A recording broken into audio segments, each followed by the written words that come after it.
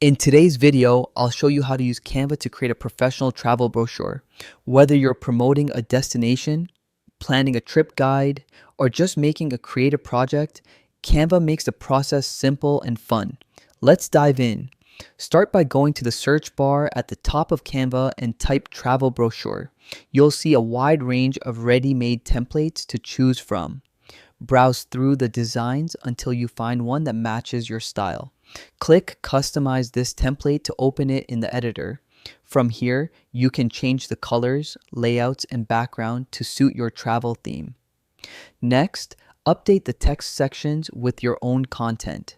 Add destination names, travel details, and highlights. You can also adjust fonts and colors to match your branding.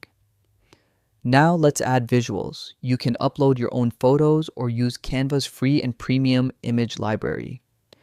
Travel brochures really shine when they're full of vibrant, high-quality images. If you like to show directions or highlight locations, you can embed a Google map.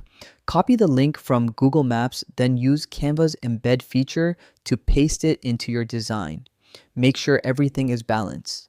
Align text, adjust spacing, and use Canva's grid guides to keep your design neat and professional. Once you're happy with your brochure, click Download at the top right.